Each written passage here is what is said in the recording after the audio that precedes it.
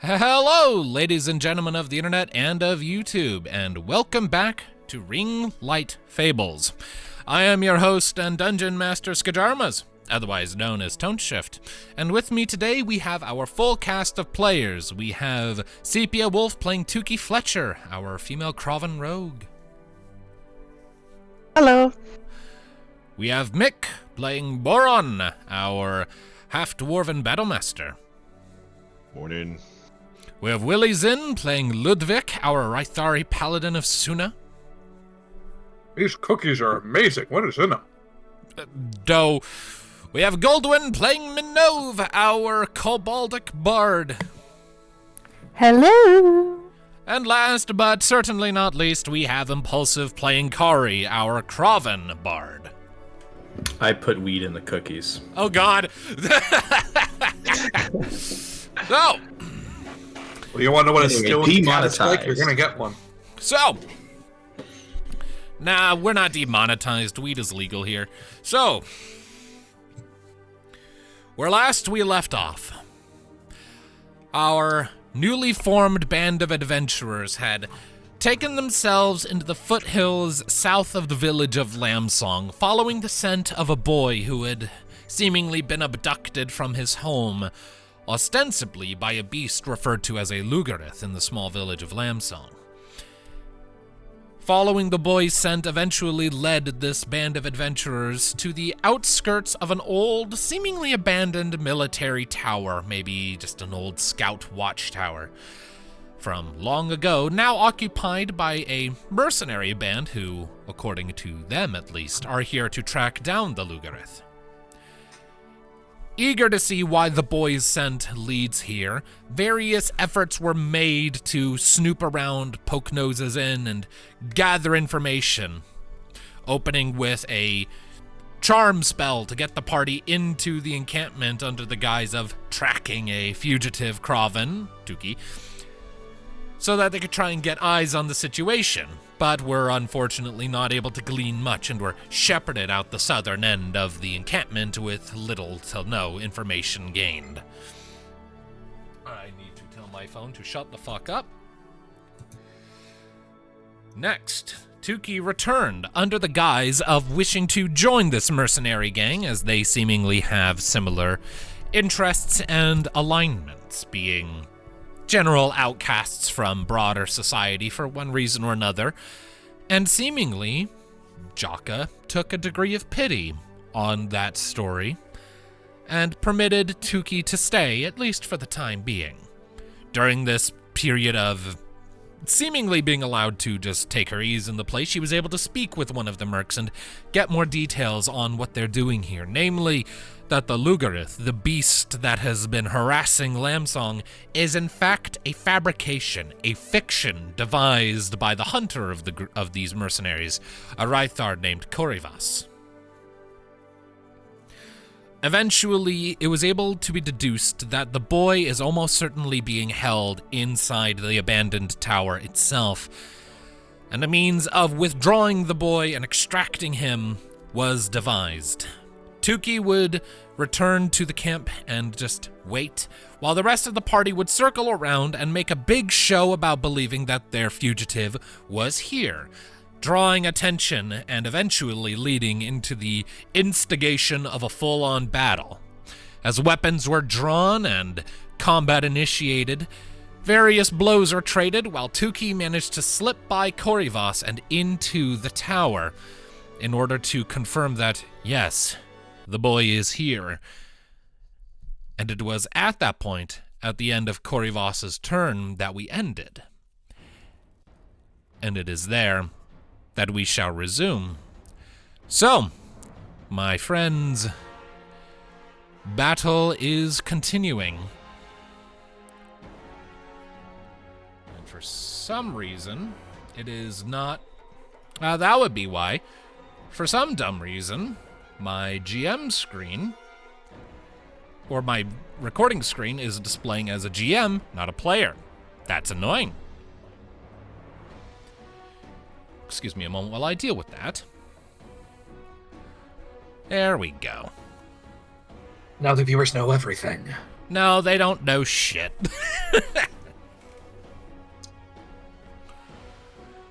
Okay, let me just drag this off to one side so that it fits better. There we go. The viewers now know about the 27 enemies that are just invisible 3 No, feet because from all of they us. could because all they could see was the title screen. So, where were you They know the last? secret of the title. There are no secrets on the title screen. It is a screensaver. I don't put anything there. All right. Anyway, so, where last we left off, Korivas had taken a dash action to leave the tower, which brings us now to one of the Merc archers. Specifically, this one here, who is watching over all of this and just watched his buddy get his head basically chopped off by Boron. Yelping in alarm, he is going to spend his movement to withdraw somewhat and fire his weapon at you there, Boron. So, that will be... Do I get half cover? Uh, I don't need it. right, so that is a 12 to hit. Nah. All right, give me a second while I turn off 3D dice for myself. I don't need that right now. All right, so he fires a shot and it just kind of scrapes harmlessly off of the shoulder pad of your armor. Nah. So, next, we have this fine gentleman up here. Let's see here. I think I'm gonna have him decide to open fire on Ludviek, because Ludviek is the guy he can actually properly see. He's gonna move a bit first just to get a better angle. So, Ludviek, you're taking fire. That is a natural one. So the arrow just completely misses. Shoink. Look, he's on my side. Yeah, arrow He just forgot kind of... to string it before firing, and it just falls to the ground. Nah, he fires the arrow, but it just kind of goes wide, and he's like, ah, shit. See here, and now, the merc in front of you, Boron, is rather alarmed by the fact that you decapitated one of his buddies.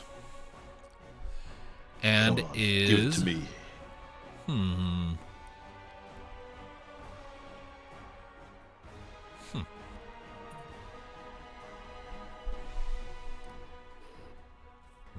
I'm thinking.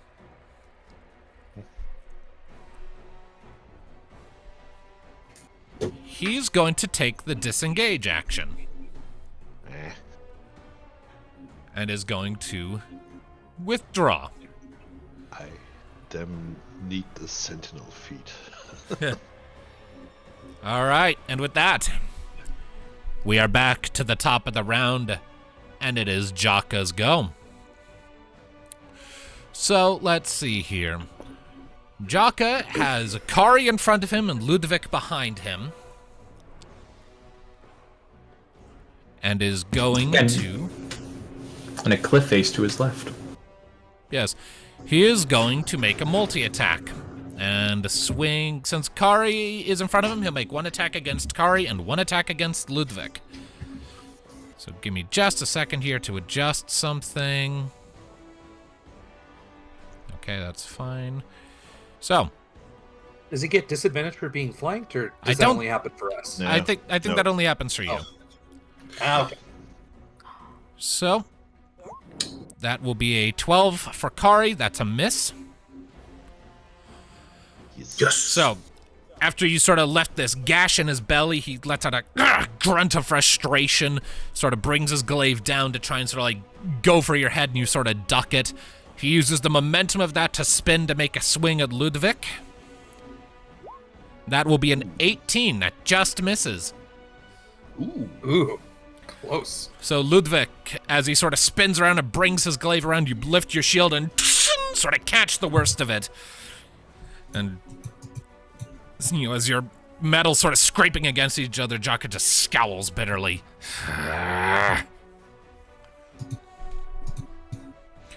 Defense fighting style to the rescue. All right. Tuki, you're up.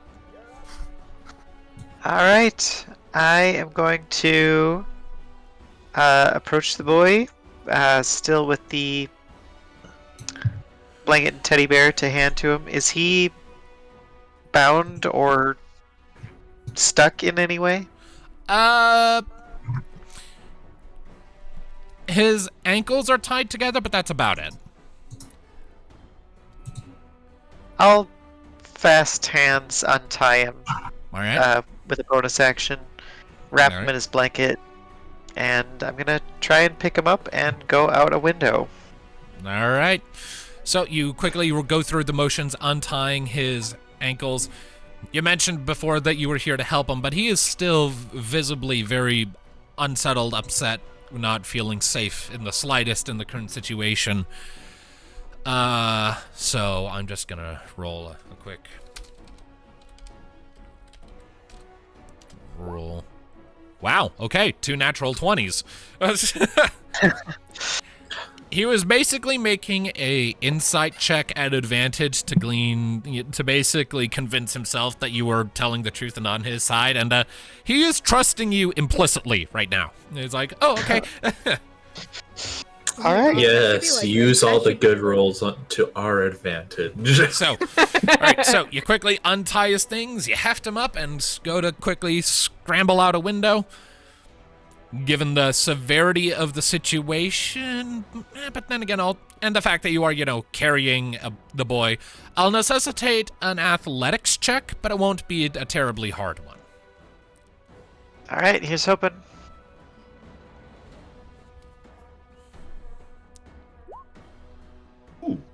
Dirty 20. That's 15 higher than what you needed, so easy enough. You expand about 10 feet of movement to get you and the boy out the window. He's absconding with the child. All right, so that would be my movement, my bonus action. So I will action dash. All right. And where are you taking the kiddo? Straight to Lamb Song. Oh, all right. So that means that, there are a lot of ways you could try to get there, but, Lamsong is north of you, so... Oh, yeah, I will... I'm going to loop around the... Let me get the ruler.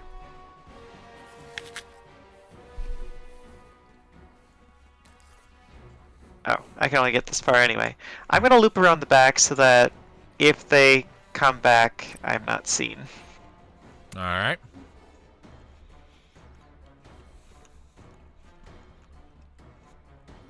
All right, that is your go then.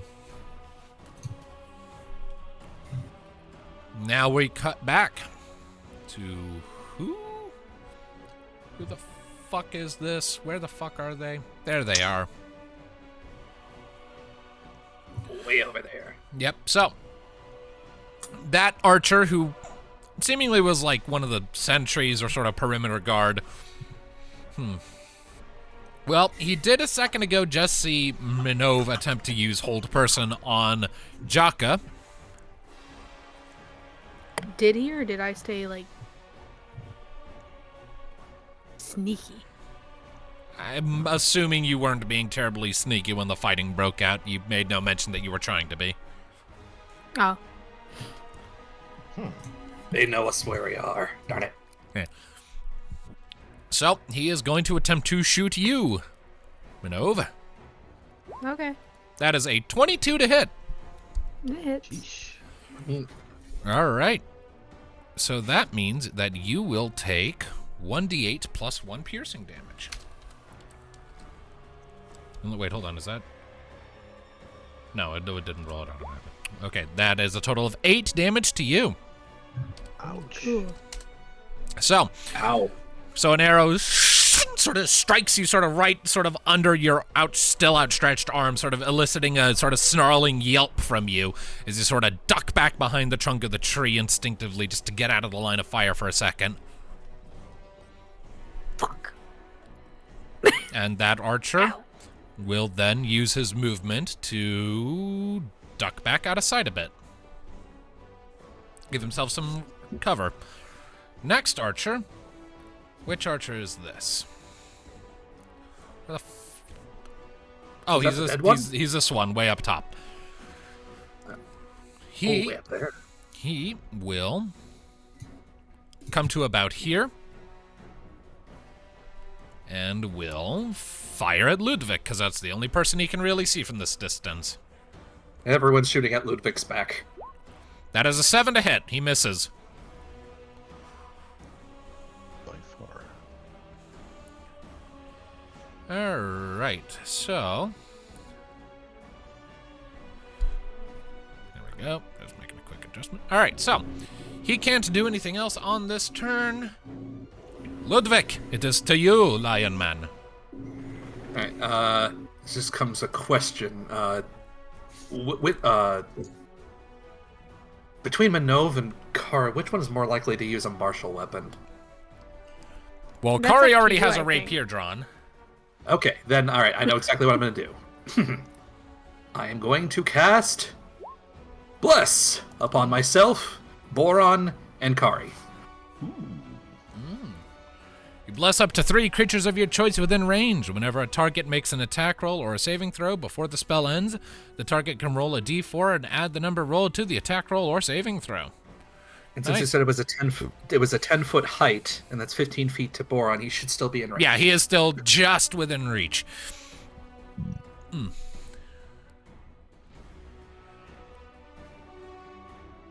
Nicely done. All right, so And- that is your action. Yeah,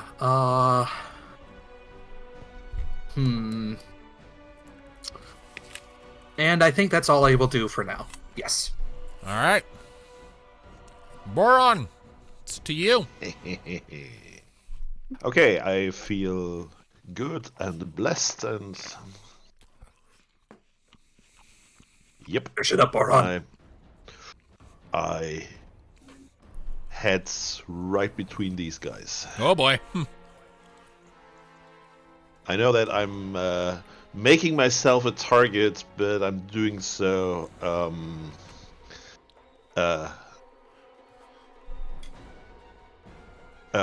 willingly, On purpose, basically. Any of these guys hurt already? Yeah, the archer is looking pretty rough. He was one of the guys hit by Kari's fire hands earlier. Very good. Then I shall attack the archer. All right.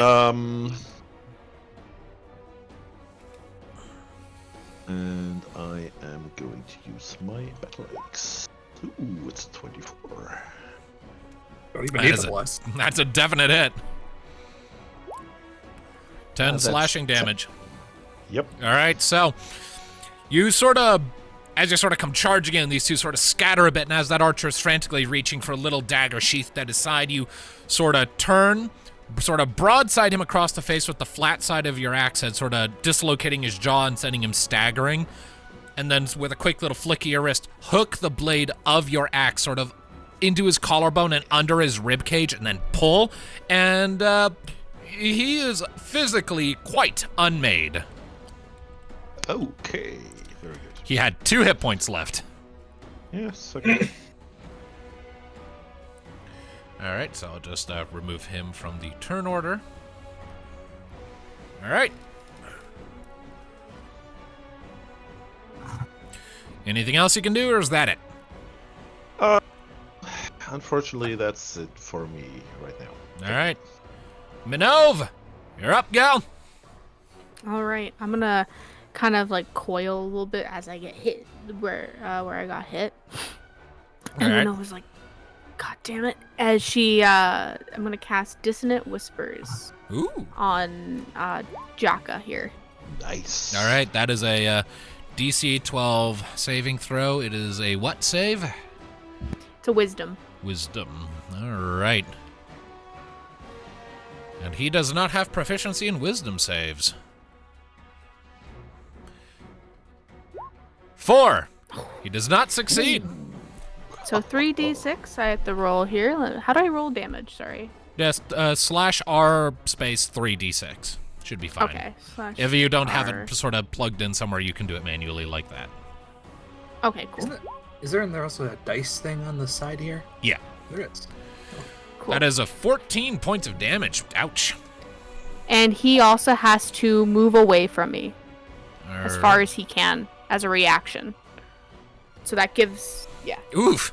All right, so as you sort of start channeling the magic again and Jaka sort of trading blows with Ludviek and Kari, there's this brief moment where Kari is sort of shifting aside to try and get a better angle. And Jaka's eyes sort of land on you. There's this flicker of recognition. And he's like opening his beak to say something when you finish your incantation, whisper a few words, and like this sort of horrid blackness sort of creeps over Jaka's eyes for a second before he just clutches his head with his free hand, lets out a shriek, and turns to start moving. Which in turn, I believe, prompts an attack of opportunity from both Kari and Ludviek if they wish to take it. Yeah, correct. Technically, With Kari would and go advantage. first. So have Kari go first. All right. He's just gonna stab him. Well, yeah. You still got to beat his armor class, so roll it. So we're just gonna stab him. Jesus. All I right. told you he's being stabbed. Why did I even bother blessing? Why did I even bother blessing? Better safe than sorry, my guy. I know. I mean, I can still just use it whenever. If it isn't. I mean, that is a hit, Okay. so you don't need to use it Okay. here. Yeah, so 7 I'm damage. going to Ouch. stab him. All right. And Ludviek. All right, so he's still alive after that. Yeah, he's still up. He's looking rough, but he's still up. This guy is, like, definitely durable. Okay, well, I'd like to take my chance then, reaction, and I'd like to go for non-lethal. All right. And that would be using which one here? Yeah, I have the shield, so it has to be one-handed. So this one. 9. And I'll add No. the bless. Oh, even if I added 4, wouldn't work. Yeah, that probably All right. would work. So, All right. Kari sort as But Jaka you is starting. have advantage because Kari is on the other side. That is true. You are flanking. Yes. Oh. Should I still roll the bless, or would the 19 do it? The 19 will do it. His armor class is With the 17. 19 do it. His armor class is With the 17. 19. His armor class is 17, so you got him. Okay, So- again, non-lethal. All right, So, give me damage. Roll damage then? Yep. Another 7. Ouch. Oh my god.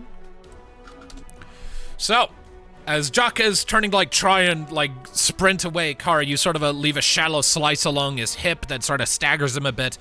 And at the same time, Ludviek, you sort of strike him sort of between the eyes with the pommel of your hammer, and then slam the edge of your shield into his breastplated chest like Captain America beating people up, and sort of drive him back into the wall. And that does stop him from taking his movement, right? If you get hit when trying to take a movement action, that triggers an No, attack. only if you have the sentinel feet. Ah, okay, so he still gets to move, all right.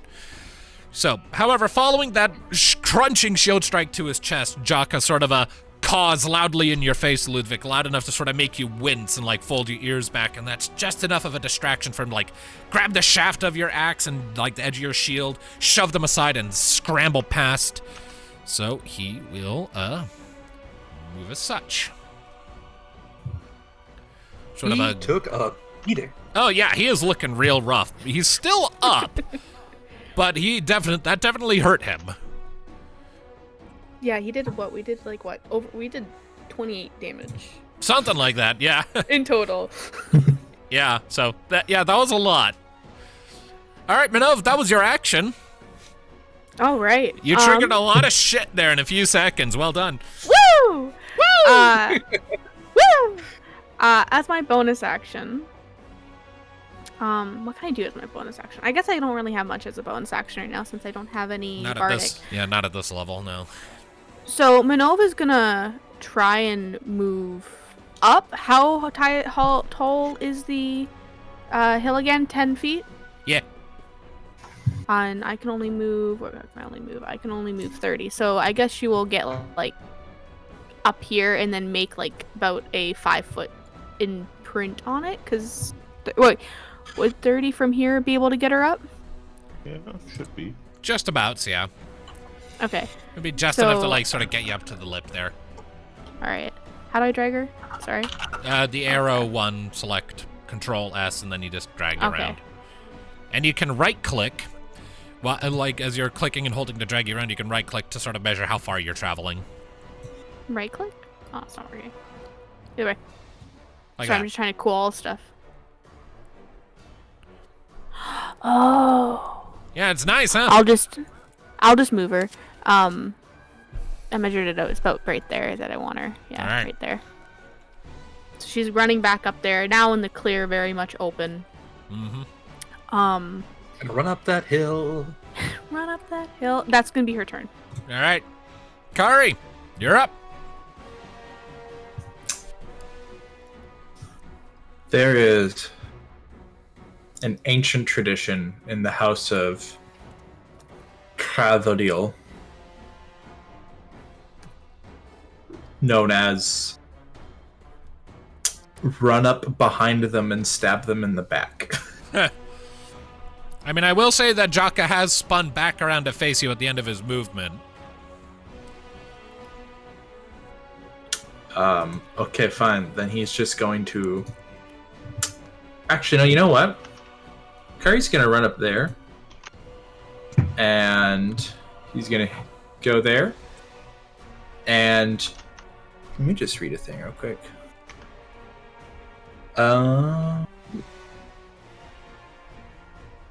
He's going to hit him with...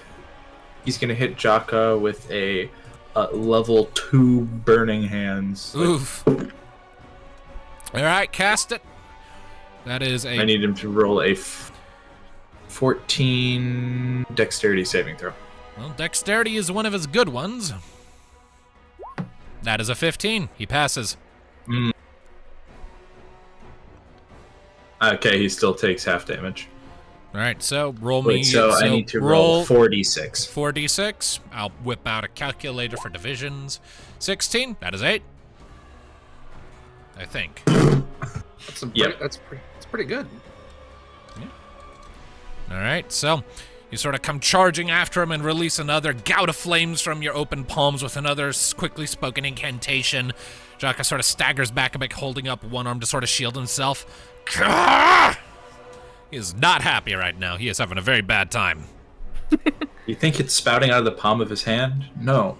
Kari here is a showman at heart. Of course, it's shooting out of his hand, but it's almost like he's flicking it at him with the tip of his sword, like... Cool. All right. So, that is your go, I believe, Kari. I don't think there's anything else you can do. Except insult his mother. But that's a free action. All right. This guy is going to charge up here. And then he will use his action to dash to put himself right here. Sort of putting himself between you and Jaka after the flames disperse. Sword held up. Leave the boss alone, you black-feathered bastard! Hey! Not you, sir.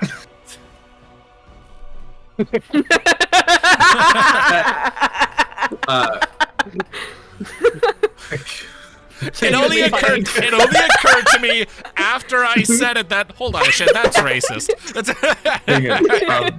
So, Kari's simple response is to get into a fencing stance, the tip of the blade pointed at the mercenary, and say, I can skewer the both of you upon my blade.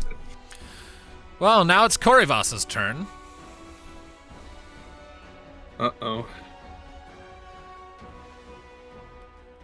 Let's see here. And he is going to charge to about there. Is going to settle eyes on Boron. And peel his lips back to show sort of yellowing teeth.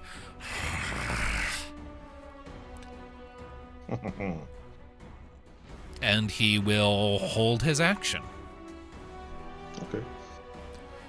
All right, we have Zmerk Archer over here, who is going to, after seeing the fire, he's going to back up a bit and is going to take a shot at Kari. Go back up a bit. He can try. All right, so that is a 19 to hit Kari, which I'm pretty sure hits. He can succeed. For a mere 3 piercing damage, pshaw. It's not an overwhelming amount of damage, but it still hurts. An arrow sort of slices by and sort of leaves a shallow cut sort of across your chest, dampens somewhat by your sort of fancy overcoat, and you're like, so like slap a hand to it for a second and cast him a sort of a scowl, and he is unperturbed. And It's actually 4. 4? The What? damage is actually 4, not 3, because it's a +1. Oh yeah, he rolled a 2 and it's +1. Oh, It's okay. automatically calculated. It's automatic. Okay. Okay. Well. Kari is just going to say to himself, this fabric isn't cheap. I can't believe it. Minnove out here saying, actually, my party member should take more damage. Actually, whose side are you on, Minnove? The correct side. Oh man. The side of truth. I'm not lying to myself. Mind you, too, Minnove took 8 damage right to the pelvic. So Minnove just wants equal opportunity damage here. Minnove's an equalist. Right. So there is such a thing as taking a guard action, right? Yeah. Yeah. Or It's a dodge. dodge Guard or action. dodge. Dodge. Yeah, it gives you advantage on the next attack. I think. It Is that- gives all attackers disadvantage against you until your next turn. Okay. And Yeah, and that one. advantage on dexterity saving throws. All right. All right, so in that case, this merc here, who is being just mercilessly hounded by Boron, is going to take the dodge action.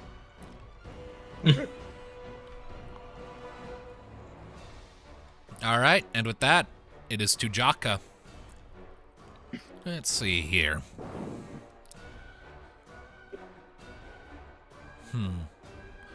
So the dissonant whispers effect, does that linger after it, or does that like a run effect, does that end at this point? If available, move as far as the speed will allow from you. The creature doesn't move into obviously dangerous ground on a successful save attack. Okay, so it doesn't No, persist on his next turn. No, it's just it's not like fear. All It's right. just spooked him, and he was like, "Oh my god!" All right. Let's see here. So But Jaka then he is sort realized- of sort of clutching at his fresh wounds for a second. Is let's see here. Is going to move himself here to stand beside his buddy. Actually, he's going to do it on this side. And is going to make 2 attacks against you, Kari. So, I see. Glaive. Oh, that's a nat 20 for a total of 11 damage to you from that hit. So, Okay. bring you down to 11 hit points. So, Kari, as you sort of are sort of patting at the fresh sort of slice in your garment, like, this fabric isn't cheap. Jaka is sort of coming around and sort of gets like this very taunting glint in his eye. Ah, good. Let's drain the account. And makes a lunge sort of at your gut. You sort of turn slightly to sort of dodge the worst of it. But then he sort of snaps it back up sort of into your throat this time instead of your beak. The back end of it sort of striking you there, drawing a loud cough out of you. And sort of you stagger back a bit, sort of clutching at your throat, sort of lifting your blade back up to keep yourself guarded. And that is Jaka's go. Tuki. Marogue, you're up. I am. Yeah, I'm just gonna keep looping around, get him out of here. All right. So So about here is a sharp cliff. It's about 15 feet of a drop. Ooh.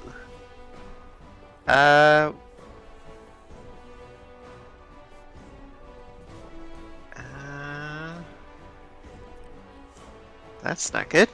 No, it isn't. How do you solve that problem? Let's see. Like, this tower is on an elevated position, so...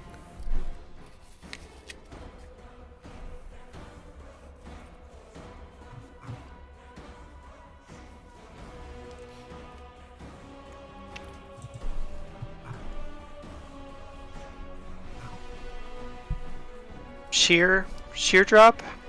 It's kind of at a slant, but it's too steep to stand on.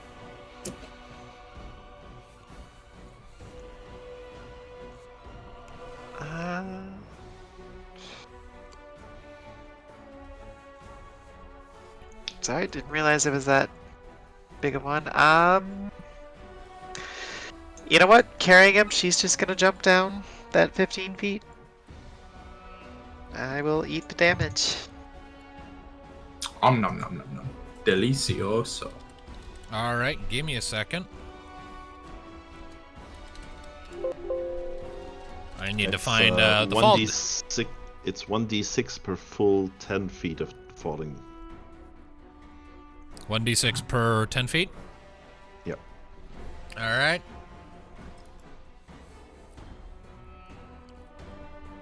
So because it's a 15-foot drop, that'll just be a flat 1d6. Alright. I will roll that. So Tuki will take 4 points of damage from this fall. Sounds good. And yeah, gonna get 90 feet, which is...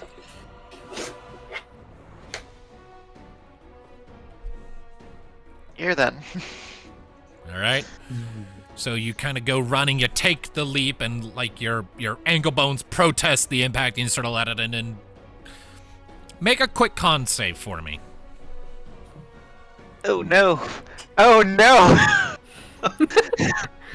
Oh no! Okay, so you don't take any extra damage, but it hurts enough. Your poor abused legs and ankles from not taking enough time to rest them sort of sprain a bit as your feet touch the ground, and you involuntarily let out a sort of sharp, if brief, shriek of pain before you keep going.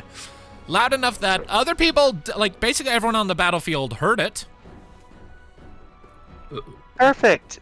Just so that everybody's aware, because I forgot to grab my character sheet to roll that. That is a modified 0. Modified 1 plus 1 equals, or 1 minus 1 equals 0. Yep. 0. 0. Yeah, you know what? I think this deserves a clap. There we go. Oh, come on. All right. So, with that, let's see here. Who the fuck is up next? Ah, yes. This asshole over here. The guy that's way over there. Let's see here. He is going to Kari. use his movement to rock up, get a look at the battlefield. At his elevated position, he has eyes on 3 potential targets. Kari, Ludviek, and Minnove are all potential targets. So, I am going to just,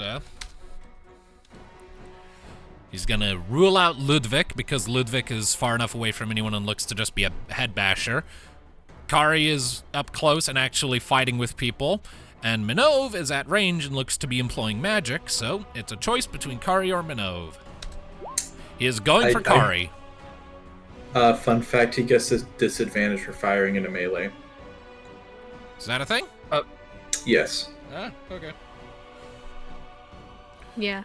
Understood. You actually need to take a feat to not have disadvantage firing into a melee. Well, that's an 11, so he misses. Yes. So he fires at Kari, but it sort of just shoots by. Because the idea is basically you have disadvantage because you're trying not to hit an ally, I think Gotcha. is the intention. Let's see here. We'll have to keep an eye on that for the future as well. This archer is gonna shuffle left a bit and is going to take a shot at Ludviek. That is a 19 to hit. Ooh. That is right my armor class. I believe that just hits, right? It's meet or beat. Meets it. Correct. All right, meets Yep. it, beats it. That is 8 points of damage to you, Ludviek. He rolled like just shy of max damage on you. Ouch. So, yeah. So I'll go ahead and subtract that for you. So the arrow kind of comes flying out of nowhere as you're like sort of turning to get your attention back on Jaka after he sort of rushed by, and an arrow sort of gets you right in the gut, drawing a lion roar out of you as you sort of slide a bit down a bit. Minnove, what are you doing? Sorry, I'm trying to figure out how to do the movement thing. My apologies. I was like, you're not supposed to be moving it. Yeah, no, it's That's the measure. Yeah, no, well, hold on. You click and hold, and as you're dragging around, you right click. You just tap it. And you're Oh! Yeah. My God. Thank Yeah. you so much. I appreciate it. I apologize. I'm so sorry. Continue. Yeah, you're right. All right, so Ludviek, that hurt a lot, and it's your turn now. Okay. Just to remind myself. Yeah.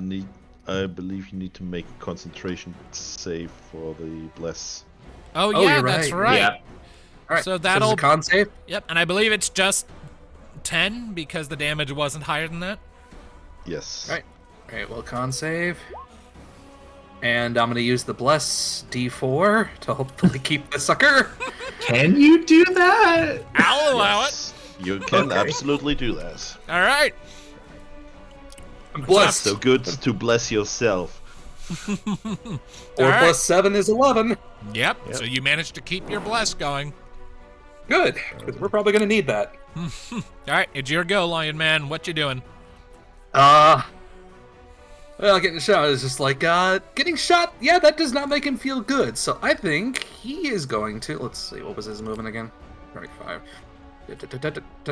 Okay, damn. Out of range. Alright, well, he's gonna move right. Yeah. He moves here, moves here, and then, no, and then, yeah. Does not create an attack of opportunity doing that, correct? Correct. You enter engagement range, but you do not leave it. All right, cool. He's gonna do whoop-a-da-doo. And then, getting angry, he's just going to... Oh, quick question. If I can I use a bonus action before taking my regular action and still take the action afterwards, or do I have to use a bonus action after the main action? I think you can use a bonus action whenever. Yeah. Okay, Yeah. cool. All right, cool, because we're gonna do this. Daunting Roar. As a bonus action, you can let out an especially menacing roar. Creatures of your choice within 10 feet of you that can hear you must succeed on a wisdom saving throw or become frightened of you until the end of your next turn. The DC of the save equals 8 plus your proficiency bonus plus your strength modifier. Once you use this trait, you can't use it again until you finish a short or long rest. So what is the DC here? The DC 8 plus proficiency, which is 2, plus strength is so that's 8, 2, 10, 14. 14 is the total. All right. So Jaka will make a wisdom save. And roll a 5. He fails. He's frightened of you. The bandit. He's getting frightened all over. The bandit will make a wisdom save and roll a 2. He is frightened of you. Okay, cool. That I do not believe that means that they can move. Right? They don't move right now. That just Correct. means they have to move away from me on their They turn. can't willingly move closer to you. Frightened creatures have disadvantage on ability checks and attack rolls while the source of its fear is within line of sight, and creature cannot willingly move closer to the source of its fear. Okay, cool.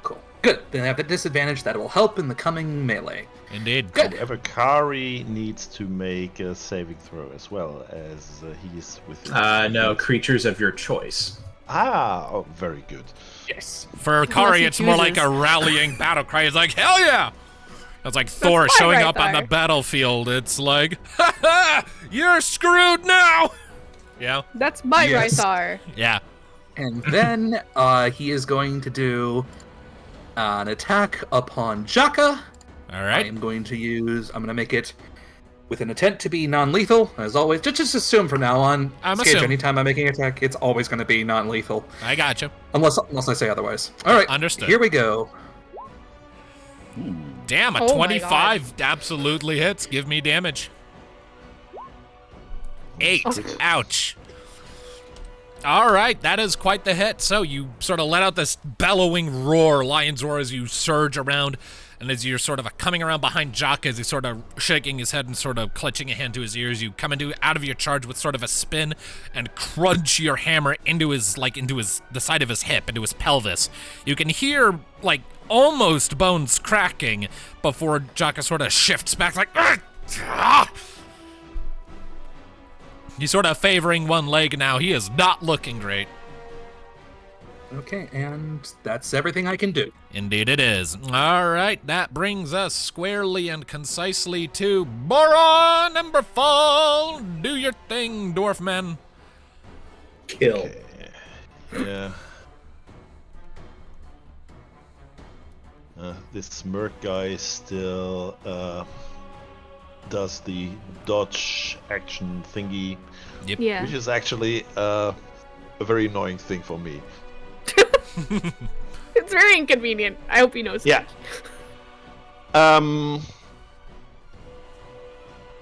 Okay. I'm just gonna go ignore this guy. And get an attack of opportunity from him. All right. All right, so attack of opportunity from the bandit. He is going to make a swing with his weapon. So that will be a 12. That misses you outright. But Korivos had held his action. Uh-huh. The action he was holding was to attack you the second you get within range. Okay. So, I'm not a very intelligent person. no. So, quick, remind me. Holding an action for an NPC, does that enable them to hold a multi-attack or just a regular attack? I think it's just a regular attack because it's your. Well, I mean, it's your action that you hold. So I think it If Yeah. It can be you, multi-attack. if the can be multi-attack, but I don't think you can do your bonus attack. No. Well, I'm asking No. for a creature stat block. I believe when Multi-attack. you hold your action, you can actually do a multi-attack. Yes. Okay, then in that case, as you come charging in, Korivos's expression is going to twist into this almost psychotic grin, and he is going to use his held action to use his multi-attack to make 3 claw attacks against you. 3. Jeez. The guy's fast, so that is a not natural 20 for 3 points of damage, a 21 to hit for Okay. 5 piercing, and the final one, a nat 20! Jesus Christ! Whoa. Man. So, He hits yeah, you Eat with a it. 3-hit combo. yeah, Eat so, it, Boron. so, I am eating it. so I But, believe oh my that's God. like 13 points of damage in total you just took? No. I did for every attack I deduct 3 points of damage from my heavy armor master feat. Ah, okay, so one of those Uh, attacks does nothing, so that instead will be 6 damage in total. That is correct. That's Oh my god, that's less scary. Yeah, so as you sort of come charging in, Korivos suddenly lunges into movement, and you sort of are taken aback. This guy moves remarkably quickly, like a combination of the attack speed of a cheetah mixed with the training of a martial artist. 3 blindingly quick strikes from his clawed gauntlets come striking in. The first one kind of bounces harmlessly off your shield, but the next 2 leave sort of crunching blows into like your gut and under your armpit, sort of knocking the wind out of you momentarily. But your turn is still up. I'm going to attack him. All right. Kill. With a 19. 19 will hit. Give me damage. 7. Just 7 points. Ouch. That's the lowest I can roll. All right. So, you sort of, after getting sort of pummeled for a second, you manage to find an opening as he brings his claw around for a 4th swing, sort of bring up your shield arm and tuck it around to sort of like hook and catch his fist sort of against your side, and take that opportunity to sort of bring your axe up and bring it down sort of onto his shoulder. He shifts back a bit, but still suffers a hefty, nasty sort of cleave down his front before he sort of snarls and rips himself free. It is a very visceral exchange. So we have now established that you, we have established now that you effectively have 2 boss-level enemies you're fighting in this encounter, with a bunch of mooks helping them. Perfect. Excellent. All right, Minnove, you're up. It's more experience. So, Minnove is going to run over here, All right. and as she kind of hears the dauntingness of Corvus, it's going to run over here. All Shit. right. Wait, hang on. I just learned this. Hold You on. have to be on the arrow, not the ruler, to do the measure while moving thing. Oh, okay. Yeah, just drag then. I did it! I did it! I did it! Oh my god! I'm so proud! Guys, clap! Okay. So there's a few things I want to do, but I feel like seeing him like absolutely just start trying to tear into Boron, Minnove is going to not reactively, but do her action to cast Heat Metal, and she's going to try and heat his claws, like his Ooh. like His big claws. His gauntlets. Yeah. All right. I also think. There we go. Yeah, that's right now. Let me read this off. Choose a manufactured metal object, such as a metal weapon or suit of heavy armor or medium metal armor that you can see within range. You cause the object to glow red hot. Any creature in physical contact with the object takes 2d8 fire damage when you cast the spell. Until the spell ends, you can use a bonus action on each of your subsequent turns to cause this damage again. If your creature is holding or wearing the object and takes the damage from it, the creature must succeed on a Constitution saving throw or drop the object if it can. If it doesn't drop the object, it has disadvantage on attack rolls and ability checks until the start of your next turn. Cool. Okay, go ahead and give me that damage, and I'll have Corvus do his con save. All right, so 2d8. There is no con save. Ah, yes, there is. Yeah, 13. Holding on. Right. Oh, sorry. You put the slash in the wrong spot. Yeah. Maybe. We'd be 7. programming in here. All right. 7. So you sort of point your fingers at him, sort of utter a quick incantation, and the metal claws rapidly start heating up. And Corvus like, "Ugh! Ugh!" The thing is, they're not something he's holding. They're strapped to his wrists, Ouch. Oh. so he fuck. can't drop them. Oh no. So he just has hot gauntlets. Yeah, I mean, yeah, that's that could prove detrimental because now he also has hot things on his wrists. So it'll be a lot harder for him to hit things, but it'll do a hybrid of fire and piercing damage now if he starts hitting things. You're welcome, Boron. I can't reduce fire damage with my heavy armor master. I'm just saying. And here's a quick question. Shoot. I can't do two leveled spells in the same No, turn. no, you cannot. No. Okay. If you Cool, have and then- if you have a cantrip, that's a bonus action. I believe you can do that after you've cast a regular spell.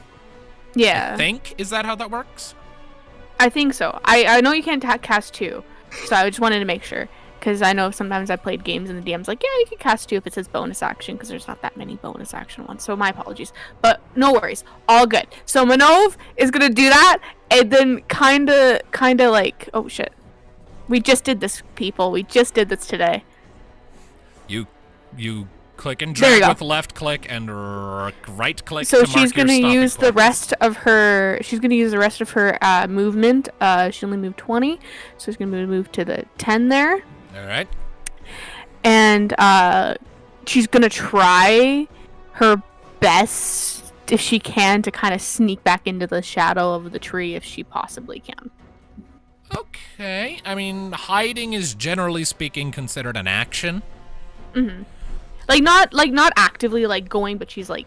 You're using it for cover. Understood. Yeah. Okay, yeah, I'll permit that then. Say that you have half cover for the moment. You sort of find a copse of bushes under the tree, and you kind of hunker down a bit, sort of give yourself some cover. Cool. With that- And that's her turn. All right, Kari, Yeah. what you doing, bugger? Okay. See, I had a plan. Then Ludviek made it very difficult. I need to do a quick measurement. Ludviek. Huh. Are you thinking of doing burning hands again? See, there's an interesting thing that you can do called a 5-foot step, which is using all of your movement to get out of melee range, essentially, without provoking an opportunity That's attack. called the disengage action in 5th edition. Yeah, Oh, you're it's an thinking action. 3rd edition. Well, I'm sorry, I just finished like a 5-year-long Pathfinder game, It's all Okay. good. which is Yeah. basically 3rd edition. So it's excuse 3rd me. edition with more math. yeah. So, wait, if it's disengage action, That said, attacks of opportunity only come if you leave engagement range. Yeah. And you are blessed, and you do have a rapier. See, here's the issue. I was going to do the thing just because I could then hit both of them, but I can hit. There is not an angle. You Where you could. hit Ludviek. I mean, Ludviek if you can wanna take suggest- it. If you want to You suggest, can you could. move 5 foot to the left, and then you have an angle. Where I don't hit Ludviek. Yes. Okay, so So slide to the left. slide. Take it back now, y'all. Excellent. What Don't. this time? Excellent. If he takes it back now, y'all, he'll get an attack of opportunity against him. So we're going to do what's called a A pro gamer move. level 2 burning hands, again using all the level 2 spell slots that he has. All right, so that is dex saves again. Mm-hmm. All right, not Korivas. Jaka is, I believe, good at these. Yes, he is. Yeah. So that's a 20 from Jaka. The bandit, on the other hand, is not particularly good at these. That is a 5, so the bandit is going to take full marks. So now I roll Oof. 14. All right, so as you sort of step around, sort of a quick little sliding, sort of light little, almost like a dainty little hop to one side, more flame sort of swirls around as you give another quick incantation, and then to sort of create this big explosion from the tip of your rapier. Jaka sort of shies away from the worst of it, and the rest of it just swallows up this merc here whole. He's like, "Ah!" and crumples to the ground as a burnt crisp. Steve! So I'll just, do that. All right. Why did you darken the token? He's burned. he's a toasty boy. This is well done steak right now. Dang, Kari, why'd you have to make Ludviek hungry? Well, I mean, there's Look. lunch. Yeah, no, see, because we have an after battle snack now. All right. Yeah. All right. Now it is to Korivas, I believe. Uh-huh. So Korivas, let's see here. Disadvantage. Well, first he is going to use his bonus action to use his own daunting roar. Oh no. Anyway. He heard one roar, so he had to challenge it. Wisdom save. Right? Wisdom. 11? Yeah, that doesn't make it. Have you used your bless? Ah, wait. I am blessed. You do have a bless waiting. 1. 12. That brings you from just failing to just succeeding. Ooh. Hooray. So, Corvus lets out this bellowing lion roar right in your face, and like some spittle sort of splats across your cheek. And you're like, oh, come on, man. Do you know how hard it is to replace this eye patch? Come on, kitty. All right, at which point... Show me your claws. Well, Corvus will take that challenge. And so he will just make his 3 claw attacks against you, albeit at disadvantage. So, that is a 16 to hit, Riposte. a 10 to hit, and a 10 to hit. So he's Affable. so sort of distracted by the fire sort of hurting his claws, he... All right. An 11 misses. Fuck it. So, however, He has blessed. I think he D4. he used that. Yeah, that's Yes, not only as gonna. I'm reaction. still gonna roll the bless. I thought it just counts for everything. It's a 12. No, then I'm not gonna use my precision attack. Yeah. All right. So you kind of trade blows for a second, and anyone watching is like, it's like just straight up like a weird kind of just back and forth. 3 swings all expertly parried, a counter strike expertly parried. Like it's kind of cinematic watching these two start throwing down, trading like ground back and forth. I'm just picturing, what was it, Trunks and Cell just like back and forth punching each other in the gut. No, you're thinking of Android 17 and Piccolo. Ah, thank you. I was close. Not even remotely. Those are 2 completely Same. different characters in a completely One different is scene. green and one is green and the other's a femboy. I was close. Same haircut. Jesus Christ. All right. It is Archer time. So, let's see here. This Archer, seeing that Jaka is in trouble, is going to... And let's see. And seeing that Kari keeps throwing fire around, is going to shoot at Kari. Haha. That is a Disadvantage. 19. Oh, it's a disadvantage? Melee. Right. All right, so that is a 5. Never mind. So another arrow goes shooting wide. It's like, damn it. All right, so now this merc that kind of got ignored a second ago, after Boron kind of runs past him and starts throwing down and trading hands with Corvus, is going to lay eyes on Minnove. Who came up and started to like hunker down in the bushes, and he's like, that is smaller, and he is going to decide to take his chances with the kobold. Woo! So he is going to come up here and he is gonna take a swing at you, Minnove. Cool. That is a 19 to hit. Oh. Do I get any advantage for having half cover? I think that's only against ranged attacks. I don't think that applies Cool. to melee. Probably not. All right, no worries. So that is I'll 6 points of slashing damage. Heck yeah. As this guy comes lunging forward, and you're like, oh shit, and this blade sort of leaves a shallow cut sort of along the front of your torso, and you sort of spin back from the force, sort of like, ah! Now it is back to Jaka. Let's see here. And he is currently frightened of Kari, I believe. I have to make. Wait, hang on. I have to make a Constitution saving throw because I'm Right, concentrating on heat concentration. metal. Oh no. Yes. Yeah, okay. You succeed. All right, so Jaka. He's scared of Ludviek. He's scared of Ludviek, right. But frightened is just in general, so...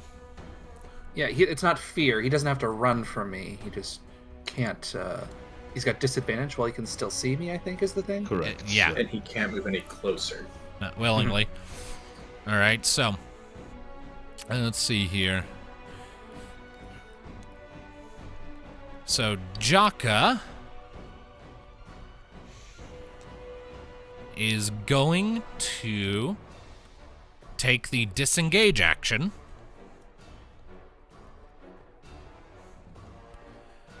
And will then spend his movement sort of withdrawing this way.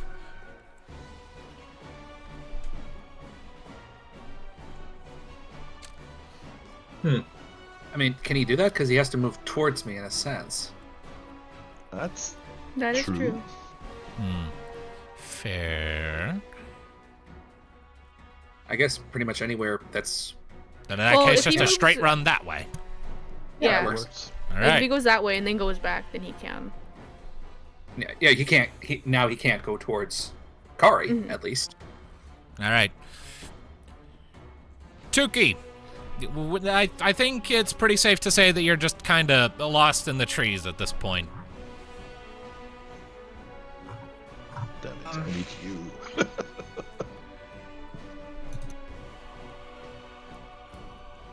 So unless there's anything else you wish to do other than just keep booking it north. I am kind of worried about people, and I don't want to just leave them. It's up to you. What would Tuki do in this situation? That's actually a tough call.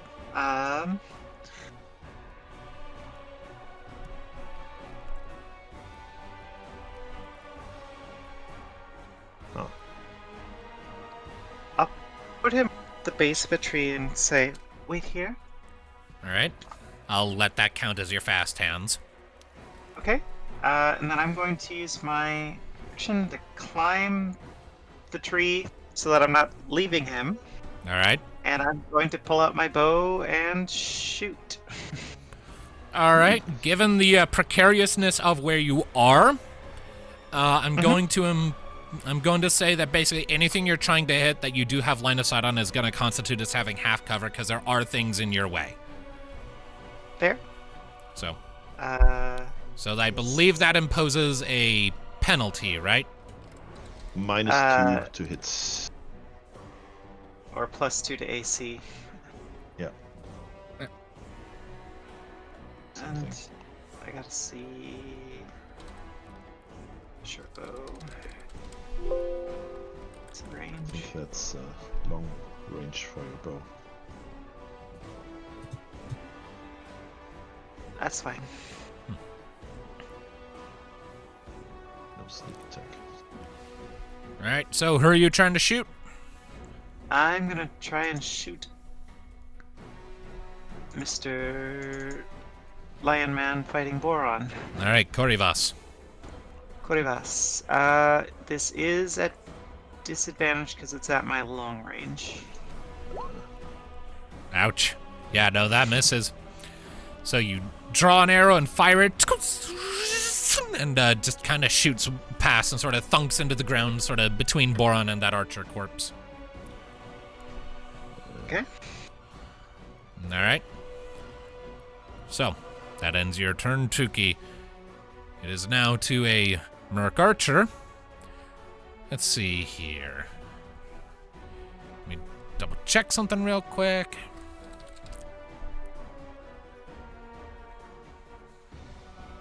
Just chilling.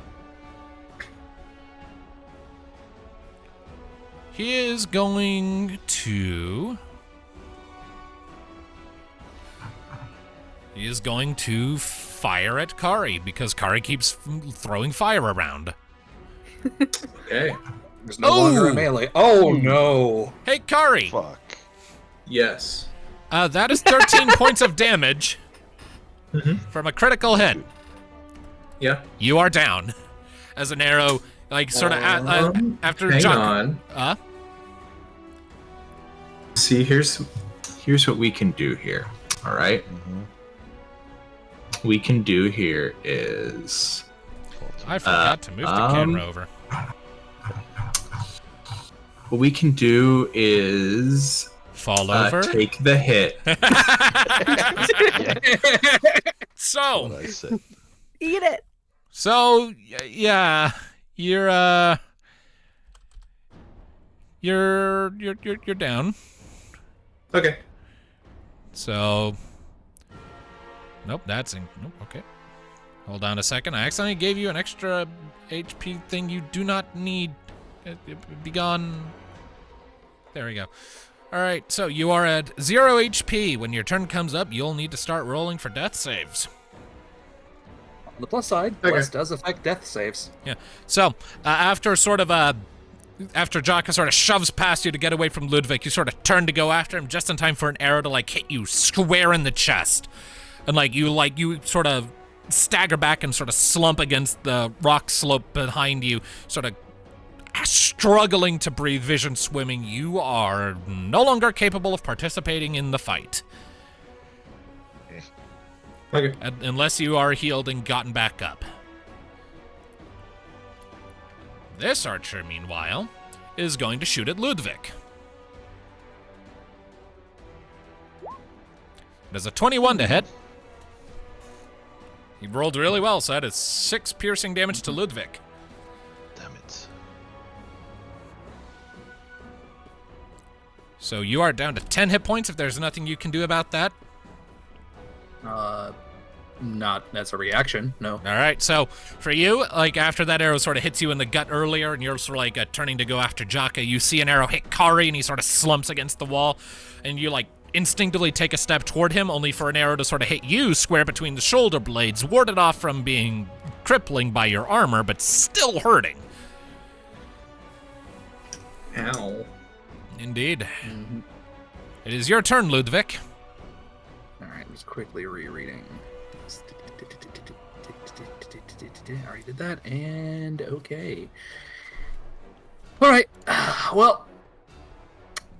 can I tell how bloodied he looks? How Jaka looks? Jaka he looks like he's on the verge of falling over. He is extremely battered and bloodied.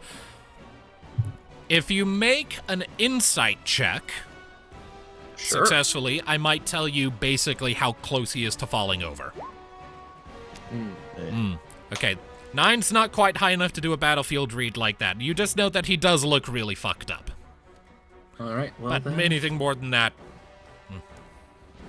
Alright. Well, gonna have to move... here! We're gonna just, so these are... or here... That would be better.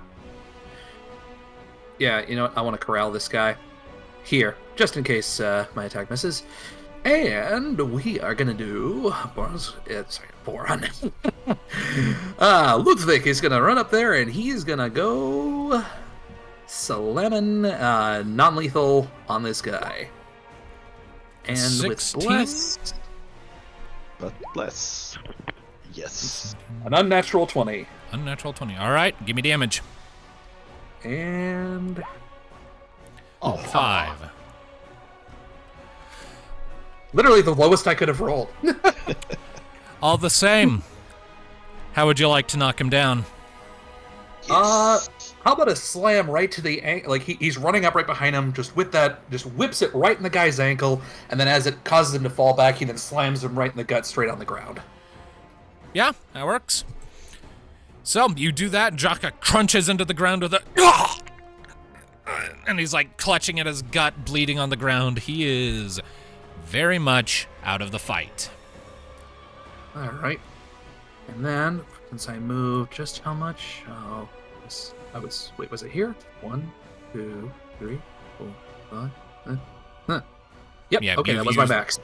Yep. That was my max. All right, I am good. All That right. is all I can do. Boron, 'tis to you, my friend.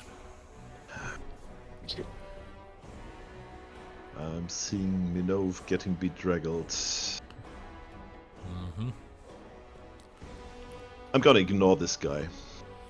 All right. And he gets an attack of opportunity against me. All right. Made a disadvantage because his hands are on fire still. Of course. That is a 16. I believe that misses you. That's correct, but actually, while I'm still here, I'm gonna riposte him again. Okay. because I can So fucking you know do what? that. Fuck it, as long as I'm here. Yeah. Might as well. 15. It's 15 plus 4. It's a 19. That'll hit. Give me damage. Nice.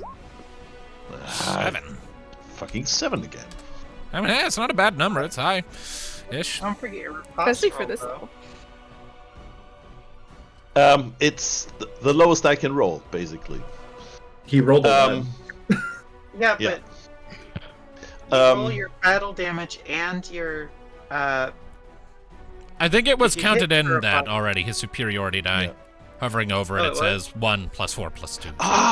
No. Actually, the superiority die gets added to damage. You're absolutely correct. Oh, I'm, okay. My Alright. superiority die is D6 or D8. I think it's D8. it's a D8. 5, an extra Another 5. 5 All right. points of damage. All right, so as you see Minnove sort of getting bullied, you sort of grit your teeth like, sort of turn to go. Korivas like reaches out, sort of like tries, like grabs hold of the back of your travel cape, and you like turn back and like drive your elbow into his snout, sort of knocking him back and crunching his nose, and followed up with a quick axe strike to his thigh before kicking off of him and charging to help Minnove. Okay, and I still have my full. Because I have to make left. everything unreasonably cinematic. Okay. And I'm. Oh, fuck it. And the D4 edits. It's a 12 to hit. That just Actually, hits. you're flanking him. Ooh. Okay. So 14 points of damage. That's better. 14. All right. Either way, he gets it. Yeah, so Minnove, as you're sort of getting ganged up on by this one merc, Boron, you come charging in, tower shield at the ready, and basically just full charge slam this guy, and he just goes flying off to the side and just crumples to the ground unconscious. Okay. But I was gonna like look up at Boron and be like, wow. I think she's even got a bit of a blood splatter on her. Yeah. She's like, Boron is like not really in. He's like in a trance, in a fighting trance. This is where he belongs. You can see that in his eye. One maybe eye.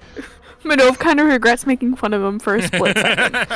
Well, I mean, to be fair, he kind of asked for it. He was being racist. Yeah, but I guess, absolutely. Minnove, it is your go. Minnove's gonna. Can Minnove see Kari fall down, or do I have to go out more? You do not have line of sight on Kari from here. He is at the base of a Cool. large stone platform you're currently on. And I will just, Okay. So I'm gonna move over here then all right. with that. And I'm gonna kind of look, mostly moving over here to say, okay, where did they go? Right? Like, because I was all looking at the Rythar earlier, Yep, yep. and then I see Kari just slumped, like gasping, Yep, and she's gonna cast Healing Word upon Kari. sweet. There'll be 1d4 plus your spellcasting modifier HP back Which to is Kari. 5. Oh, nice. So 1d4 plus 5. 8. All right. Nice. So I Minnove, wasn't worried. Yep, so you kind of come charging up to the lip of this cliffside here, Minnove. You look down, you see Kari sort of gasping. You sort of this instinctual rush. You quickly gather up some energy, point 2 fingers at him, and Kari, you feel like the sort of your heart rate accelerating rapidly boop, boop, boop, boop, boop, boop, boop, boop, boop, boop, boop, boop, as like your wounds, like the natural healing rate of your wounds starts to accelerate. You sort of breathe a little easier as your sort of a collapsed lung fixes itself. You are very hungry, but you are no longer dying. Excellent. Yeah, so just so everyone knows, receiving healing and getting HP back from healing magic does leave you feeling very hungry because in lore, it's just magic rapidly accelerating your body's natural ability to heal itself. So you basically just burned like the equivalent of 4,000 calories in a few seconds, stitching yourself up. Excellent. So you need one hell of a meal to make up for that. Well, thankfully, he thought ahead. So what you're saying is in the future, weight loss in D&D is entirely by just giving yourself a few injuries and then being healed. I mean, that would have extremely detrimental side effects regardless. True. I wouldn't advise it. But hey, it's a literal crash diet. You're crashing yourself.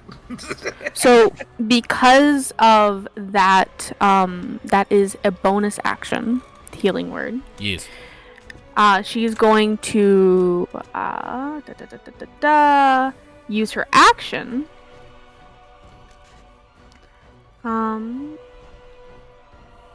For some reason I thought I should have crossbow. She doesn't, but it's okay. She has vicious mockery. Actually, no. Hang on. Oh no, I can't use my bonus action for the hands, because it's hands bonus action. I've already used it. Yeah. To heal you.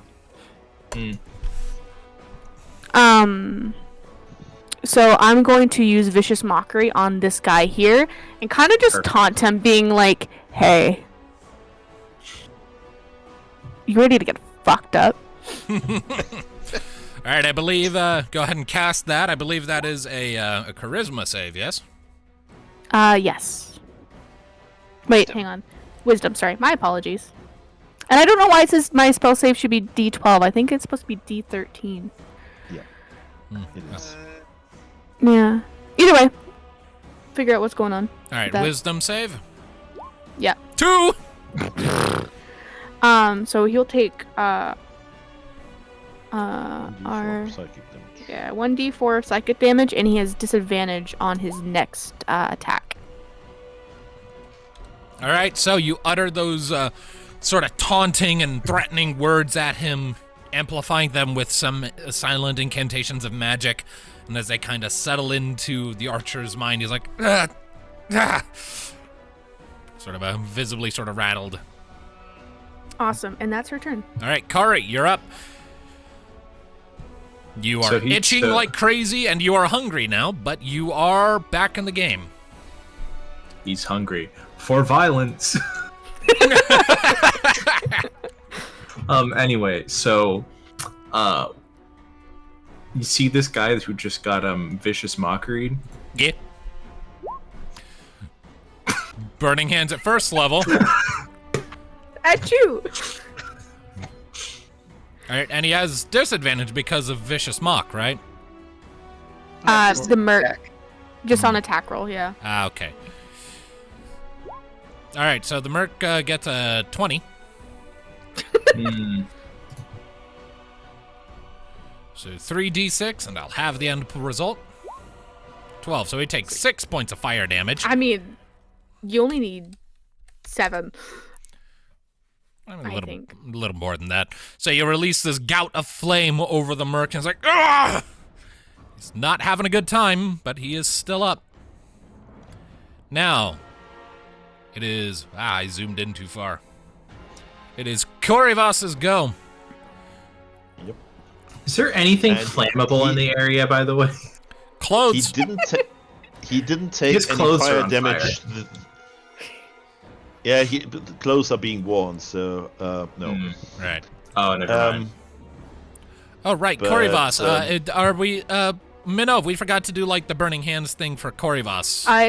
It's a bonus action to do the burning hand. Right, so I have okay. to... So because I took my bonus action to save Kari's life, I don't do the burning hands action. Or literal burning hands. So not burning hands, sorry. Yeah, heat metal. So does that just go away now, or are his claws still hot? If it doesn't drop the object, you have disadvantage on attack rolls and ability checks until the start of my next turn. So But he's only if he takes fire damage.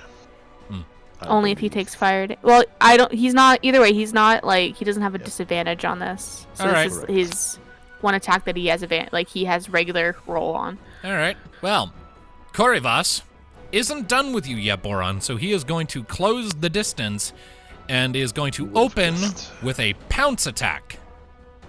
Okay. So I need you to make a strength saving throw. 9.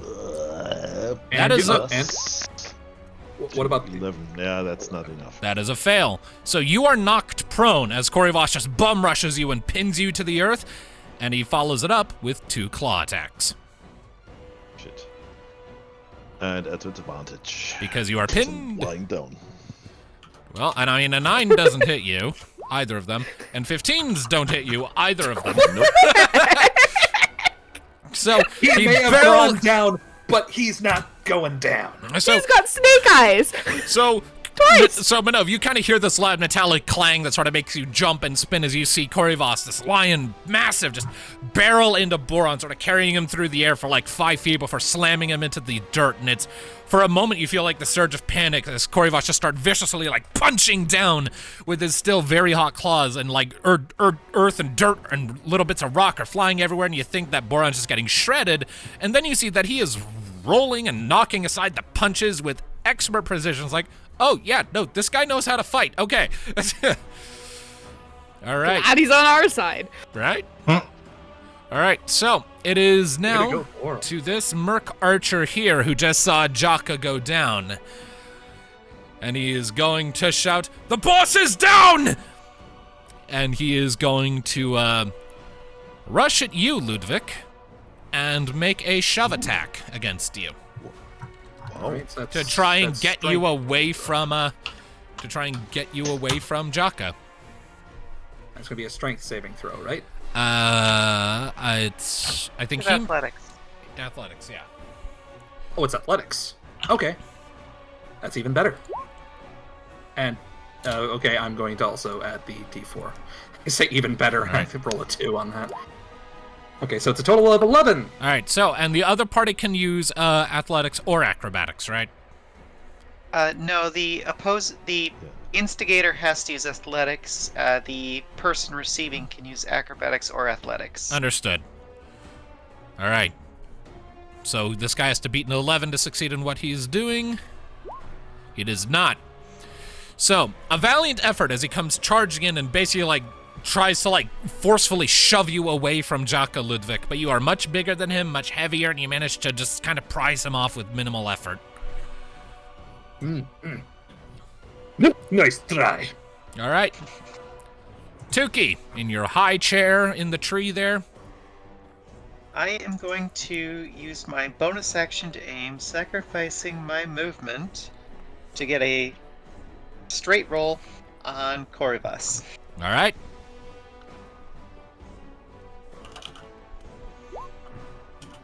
Still no. So arrows goes shooting by. Nothing. All right. So. That's all I got? All right. Let's see here. Which guy is this? So, let's see here. We have this archer over here. So he sees his boss and 4 of his buddies down and out.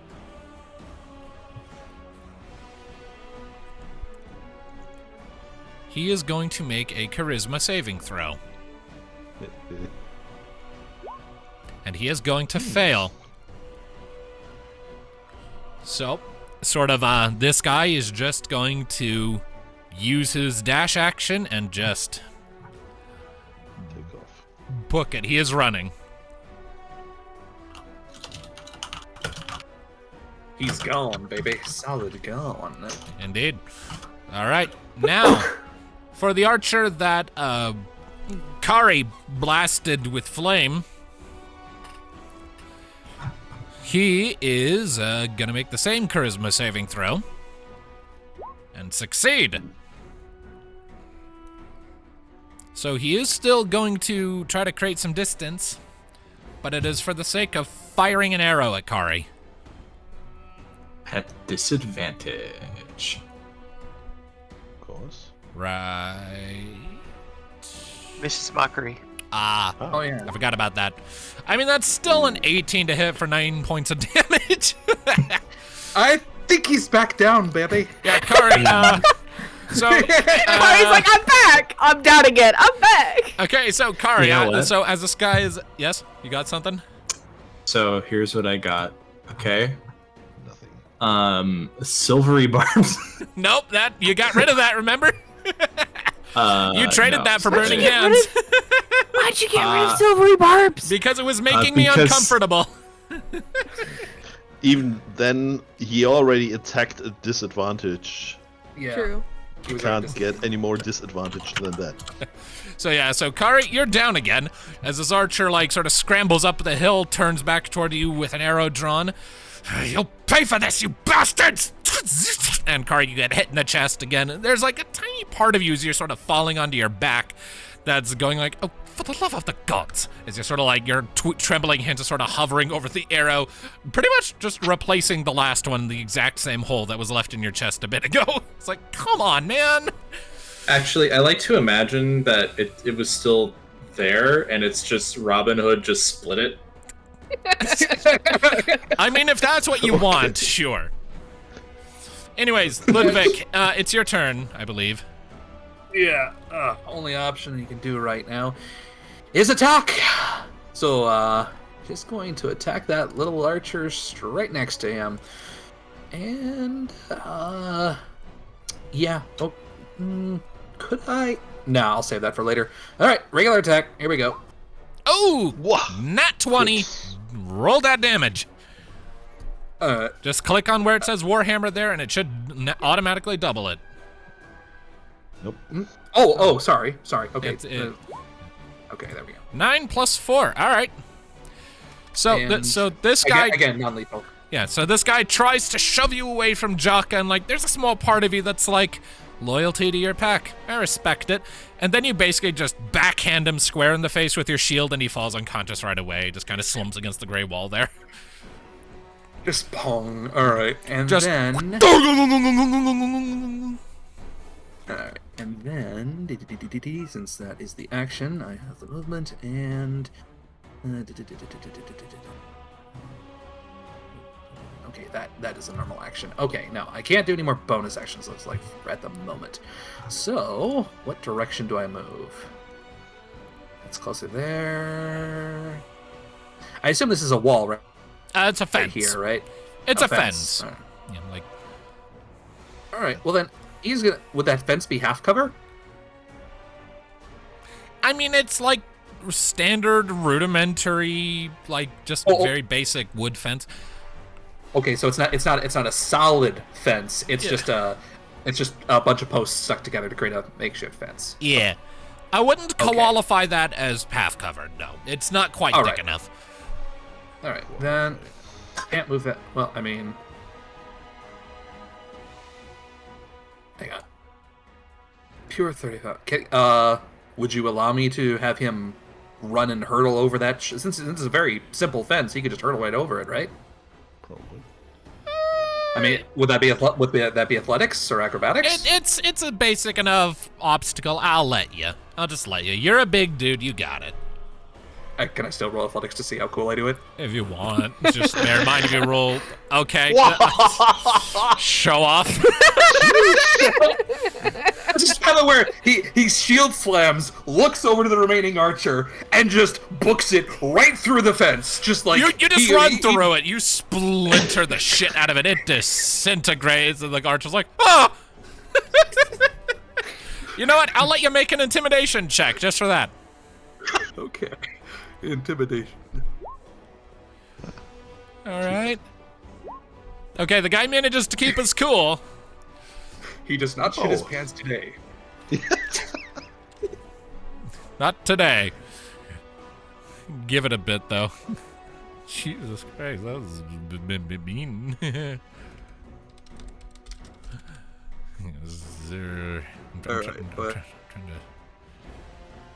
I'm trying to find something that would be funny to put here if I can find it, but I can't seem to find the thing that I think would be funny, so I will ignore it. All right, so that is Ludviek's turn. Boron, you're pinned. Pinned. Can I get up?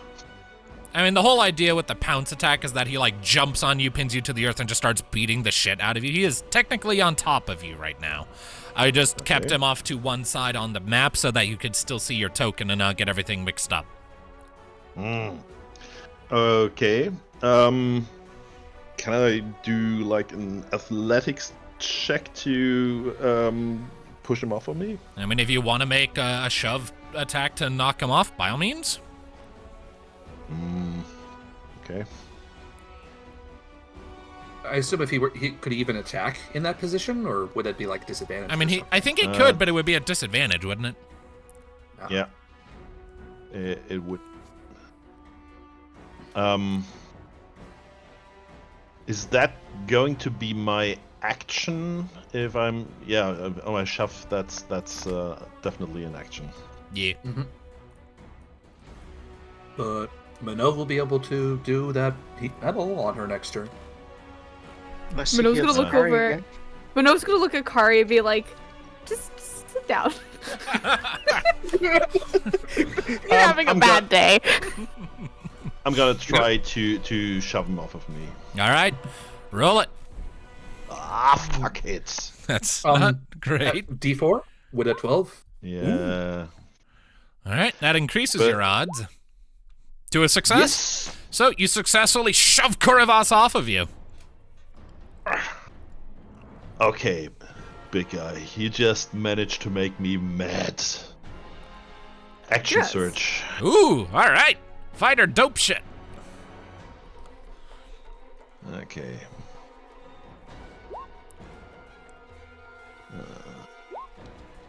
A 19 to hit. Give me just a second. All right, 19 will definitely hit. 9 points of slashing damage. Ouch. That is pretty rough on Korivas. As you shove him off of you and back, he sort of staggers up, and you take the opportunity to quickly surge back to your feet, and basically drive your axe head into his gut before he has a chance to launch his attack again, and he sort of folds over you like a wet piece of paper, sort of gurgling a bit of blood falling out of his mouth to sort of splatter across the top of your hair. It's gross. You shove him back. He's not looking so hot. He's looking pretty rough. His hands are actually looking pretty hot. You don't want to be touched by them, though. You might get some scars you don't want. These are hickeys that stay. Okay, and I'm done for the round. All right, Minnove. Minnove is gonna I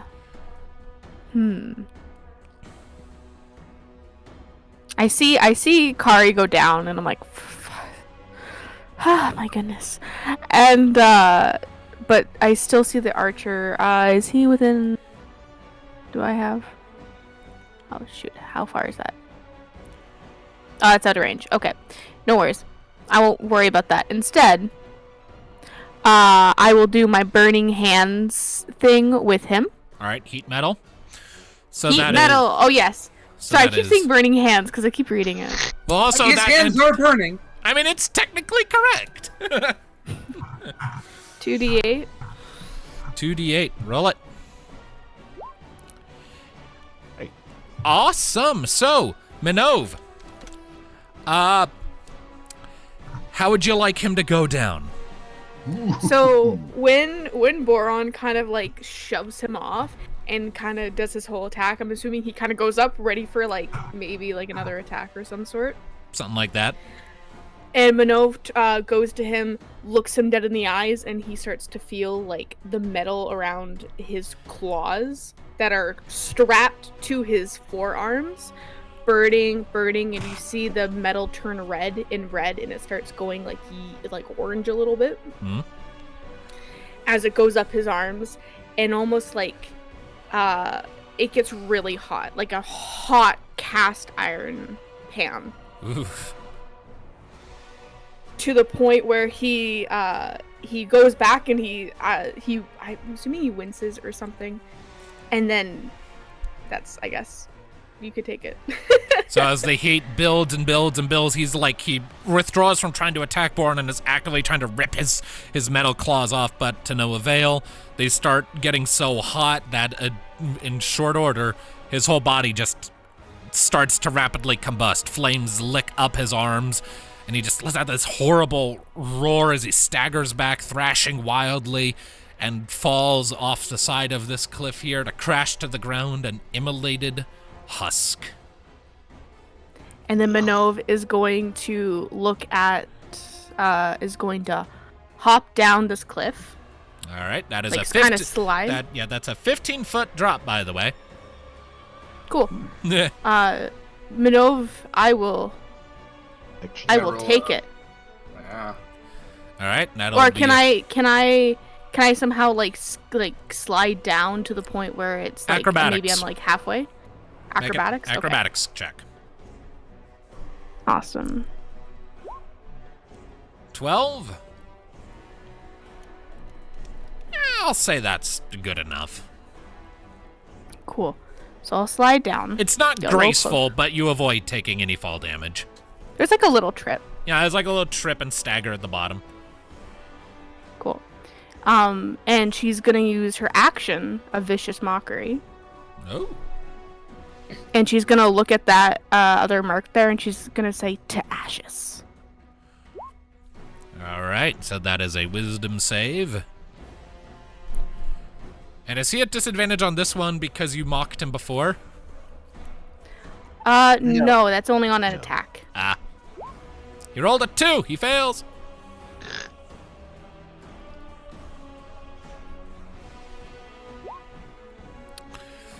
Damn, Minnove just took down 2 people in one turn. So as you Gesundheit. Excuse me. You are excused.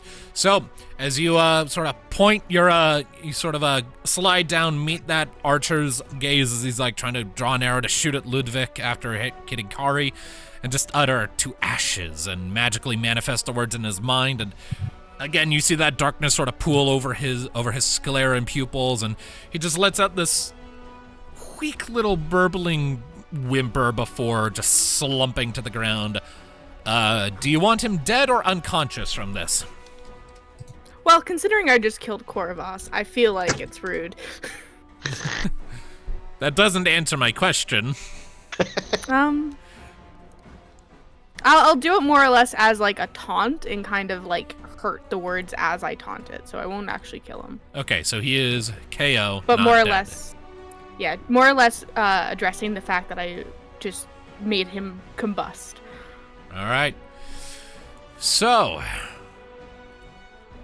Minnove, your turn ends with that, I believe, and I don't think you. Yes, I think you have. That's everything I could do. Yeah, and you would be right there. And now that brings us to Kari's turn. Kari, I need you to make a death saving throw. Is there someone still alive? There Yeah, is that one. guy. 2, 2? 2? at least on the turn tracker. Oh. Not 1. Yeah, the last one up is the guy who's running. So, all told, I think it's kind of moot. Make your death save regardless. I know, I'm just saying it. Alright, we're gonna roll. Nat Whoa, 20. that's 2 successes. Right? You get net 20 means you get 1 hit point and you wake up. Never mind. Through All right. sheer force of will. All right, so with that in mind then, as the last of the bandits continues his flight and withdraws to retreat into the woods beyond, battle comes to an end as Kari, you sort of groan, cough, and sort of you pull the arrow out and channel a small amount of magic of your own just to seal up the wound. You are not in good condition, but you will live at least.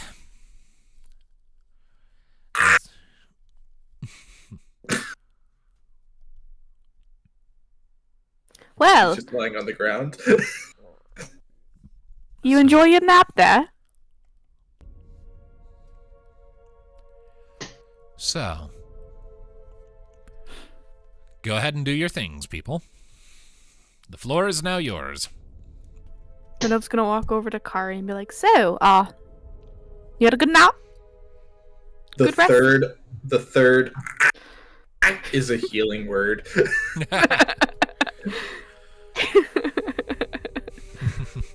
All right. Wait. Ludviek Oh yeah, is 8. gonna- Oh, 8 hit points. Sweet. Oh, nice. Very nice. Dang, a 20 on your death save and the highest you could roll for healing? Yeah, you're on a roll, man. All right. So I'm going to go ahead and just delete the corpses. I wanted to loot them. You'll get your opportunity to do so. I'm just clearing them up so that there's no confusion about how many prisoners you took. I see. Yeah.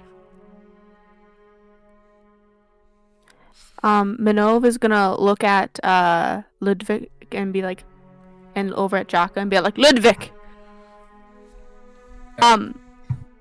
Do you think we should, I guess, a little bit bloodier than I would have liked? Do you believe we should take Jaka back to the Lamsung? Well, justice to be done for what they have done against Lamsong, they need to be brought to the people of that town. Here, go! And Ludviek just pulls out, as he's walking up to the archer up here, he just pulls out the rope that he has. We have plenty of rope. He's gonna grab that guy. He's gonna grab that archer. And he's gonna bring him down to the other group here and just start working on. Basically, he's gonna focus on 1, making sure they're not going to die, and 2, that all 3 of them have their weapons and armaments removed, and they are all tied at the wrists and tied together at the same time. All right. So you 50 kind feet of of ropes, but should be enough. Yeah. So yeah, you've got enough to sort of tie him in like sort of like back to back in like a sort of circle formation like this. All right. Also, Bannon is still on his way here. I want to catch that guy. I think our biggest concern right now should be the boy, getting back to Lamsong, figuring out why these fuckers are doing what they are doing, and, well, I'm tired. Plain old greed. I'll check the boxes for the money they extorted from the village. All right. Yeah. So, just looking around Boron, you sort of pilfering through the pockets of the various mercs real quick, just for like whatever coin they happened to have on them. That seems like be whatever their personal amounts was. You will receive a total of. You'll find a total of 20 gold pieces sort of scattered among the corpses and the unconscious. Okay. And as for like the money they've extorted from the town, you kind of poke your head into the tower. It's not well communicated on this map, but there is like a desk, a couple of beds, and a little couple of chests. And so poking through those, you do find a few sacks full of coin that presumably are the money for the village. All right. I'm gonna put it all together. All right.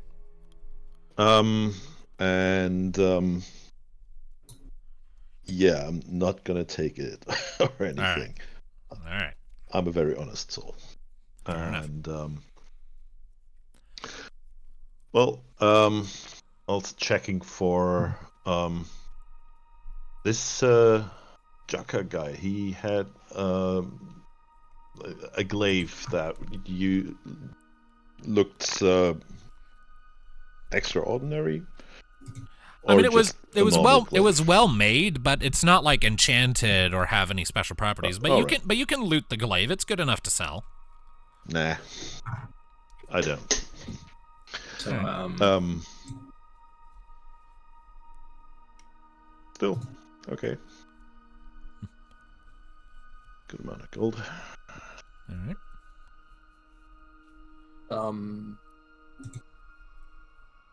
I have something else, but I'll wait for other people to say. Like, Tuki, what are you doing? Yeah, I was about to ask. Tuki, you're what are you doing in all this after like the worst of the fighting sort of winds down.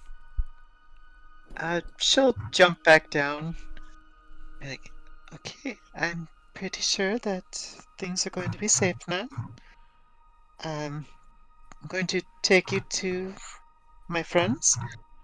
I really think you should keep your eyes closed. Maybe do your best to fall asleep for a little bit. Yeah, right. I don't want the kid looking at a bunch of corpses. That makes sense. Just wrap the blanket over him.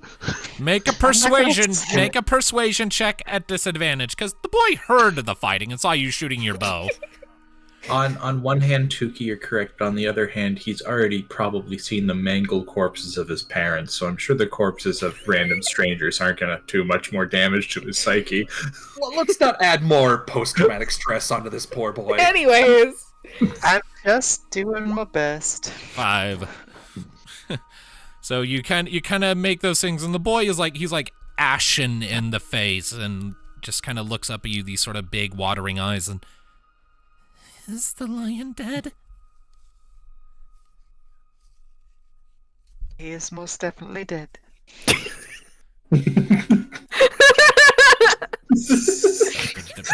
Not sure what the laughter is all about, but okay. Here's the bluntness.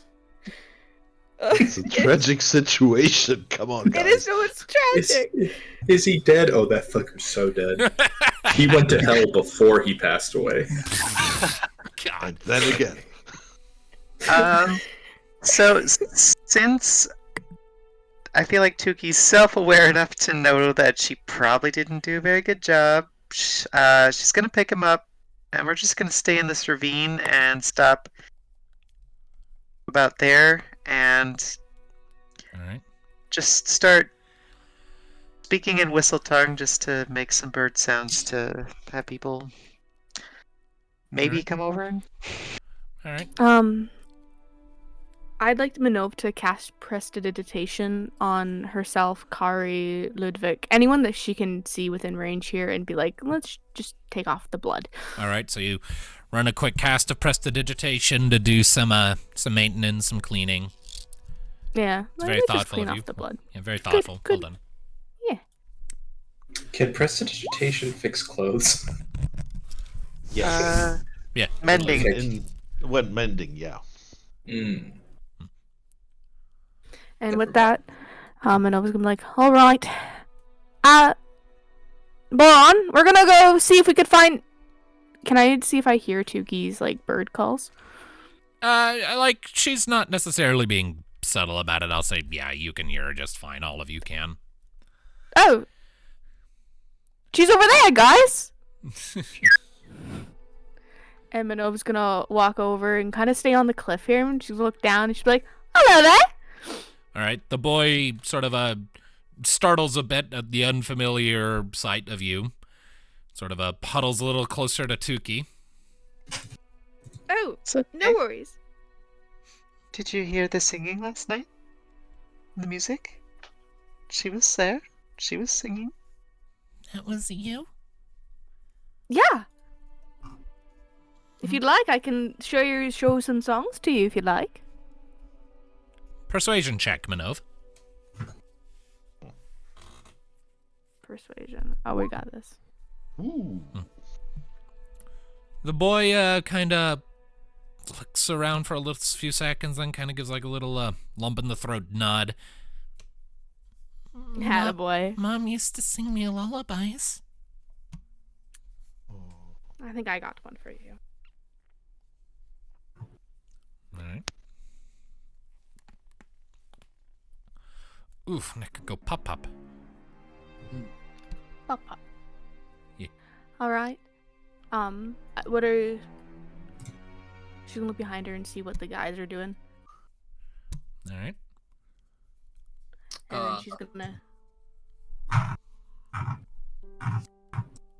I don't want to metagame.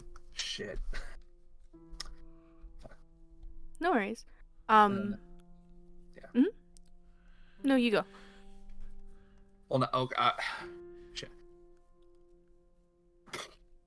There's something I want to have done, but I'm not sure it's wise for... Oh, okay, I know. Duh, in character. Boron! Ludviek calls out to Boron. What? He's like, look for the weapon that Rythar was using. I have an idea. Huh. Alright, so... It's pretty burned. Yeah, kind of heading down Boron, you do find the claws still strapped to Korivas's wrists. They are twisted somewhat and definitely out of shape and out of form thanks to the heat they were put under, but you find them easy enough regardless. Okay. Yeah, I'm gonna try and loosen the straps if they're still strappy. Otherwise, I'm just gonna cut them off. Yeah, easy enough. They're mangled to the point of no longer being usable as weapons, but you have them. What? If you want to use them, I can fix them up, probably. No, there will be good evidence. Judging from what a little bit I was able to see, my guess, that would match, I guess he would see them talking, was like, it would match you know what. Yeah. Good evidence. Right. There are suspects, we have evidence, we have the boy. He turns to Kari. All in all, I'd say it was a very good day, wouldn't you say? It was like somewhat smiling at the twice-shot bird.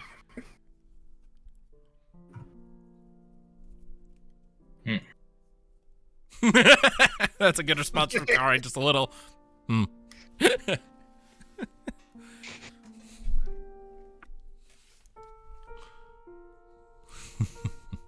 Does anyone else want to do anything? Let's leave this shithole behind. Yeah, Into the village. Mm-hmm. Tuki is going to kind of lean over and whisper to Minnove as they're heading back. Just, did any of them get captured? Yeah, some did. Unfortunately, the one I saw you talking to, Boron. No, met the him. the one that Tuki was talking to is still alive. It is? Okay, I thought he Yeah. wasn't for some reason. Yeah, he's the one with the asterisk in his name. That one is still okay. alive. For some reason, I could not see that. Well, to be fair, they're kind of in a big, cluster Yeah. right here. So, yeah. All good. Also, to be fair, Boron did just like railroad that guy. Just the fact he's alive is amazing. Like, you ever seen anyone get run over by a train while it was hitting the brakes? It's kind of like that. He just kind of goes flying, just. Definitely not. Unbruised. Definitely going to be feeling this in the morning, kind of down. But Jaka and a few mercs are been captured. We'll take them back to Lamp Song and see what's going on. But majority are dead. Or go on. I'm not gonna say that word in front of the child. But by the way, so I don't call you boy. What's your name, kid? I'm Minnove. Percy. Percy. That's cute. Thank you. Well, come on. We'll take you home, all right? With that, Minnove's gonna continue walking the way out. Alright. Catching up. Alright. So. It's not necessarily a short trek back to town. And you have 4 bodies to lug. Before we hit back the town, can I do one last thing? Like we're doing, but since I assume we'll all be grouped up together, right? What do you want to do? I'd like to use. Come on! I just had it on my screen. There we are. I'd like to use 10 points of lay of hands. I'd like to put On Minnove, I'd like to put 5. On on Kari, I'd like to put 5. On Minnove, I'd like to put 3, and on me, I'd like to put 2. All right. Leaving 5 in my pool for now. All right. I find it funny. Actually, Boron is going to take a second wind, All right. which is 1d10 plus 3 is 6, and he's to full health. Nice. Nice. All right, cool. So, That's it. so how exactly are you wanting to transport your prisoners here? Well, I assume, okay, the wrists are all bound, and it's in one long string. More kind of like I was imagining more kind of in like a cluster, like their backs are all to each other, but something like that, yeah. Okay. Well, basically, that's enough that, Ludviek could be walking.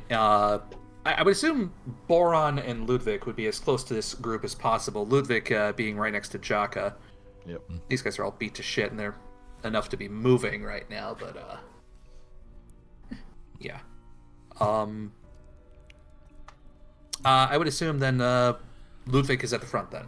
The shield is at the front. Okay. Like if they were in a line, I assume, yeah. Yeah, I mean, again, these guys are all unconscious right now. Ugh.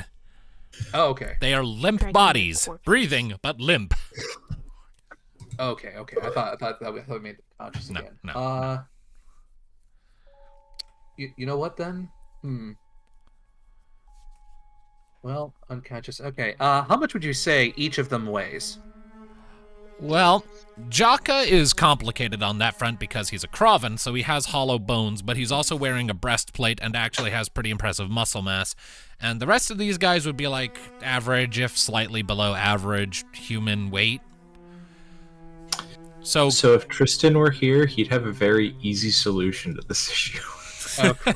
but Yeah, just an idea. we know. No. We can take a breastplate off, though. That is true. No, we could. Strip them, there wasn't a make them cart. naked. Right Uh, A breastplate is a couple of good coins. you know, actually, is. that's a good point, Ludviek. I'll say that yes, there is a sort of like a handheld wheelbarrow around a couple of those, sort of by the tents. These guys, they don't seem to have any horses, but they would need to be able to transport, their supplies, like, for their camps and their food and their any backup weapons and armor for not just them, but all the rest of their gang back in town. So I'll say yes, there's a few wheelbarrows. Oh, okay. Are we talking a wheelbarrow, like a classic wheelbarrow? Or are we talking one that's like a self-propelled rickshaw? I don't know what that means, but it's made of wood and you hold it with your hands. Okay, a rickshaw is a mode of transportation where people, basically a human-powered carriage. Let me see if I can find what the fuck you're talking about in a Google image search. Sure. Sheesh. No, that's too high class for that. I'm talking like you might carry like something a little bit more substantial than dirt in it. Yeah. Okay. Hang on. Like I'll put a picture in general chat. Something like that, but a bit bigger. Do in general. Yeah. Okay. Geez, not enough for 4. Collecting a dead. Bring out out the your dead. Would there be enough space to fit at least 2 of them in there? I'd We say can just wake them up and walk them that is also an when we option. bind them. All right, here's an option. I could do that, or we could keep them unconscious in wheelbarrow. It's up to If you. they can walk, they should walk. The only problem is when they're up. Yeah. And we have the boy. We have Percy with us. Yeah, Tuki's heading back regardless of what's going on with all that. All right. Probably. How many could I fit in the wheelbarrow? I'd say like comfortably 1, intimately 2. More than that, you're playing Jenga at that point. Or Tetris, rather. Without your dad. and Without your dad. for a long time. Okay, all right. You know what? At this point, Ludviek is just going to expend the remaining 5 points he has of his lay on hands, giving himself 1 more point, and giving each of these losers 1 point each. All right, so you go around And I deploying. assume Boron is. He waits for Boron to be next with him as well. so- There. So you make the rounds, deploying a point of healing hands into each of them, one after another. And when you you save Jaka for last and pump a hit point into him, he sort of blinks his eyes open.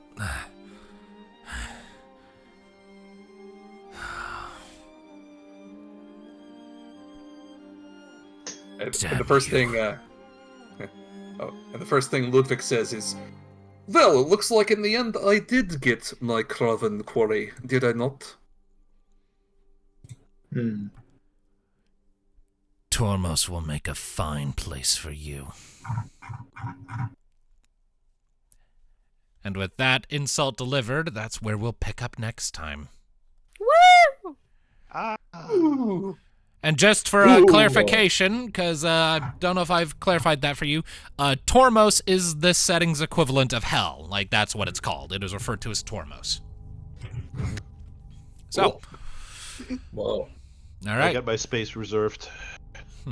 All right, so we are out of time, but thank you all, ladies and gentlemen, so much for joining us for this session of Ringlight Fables. We'll see you next time. Until then, take care of yourselves, keep listening, and don't be a dick.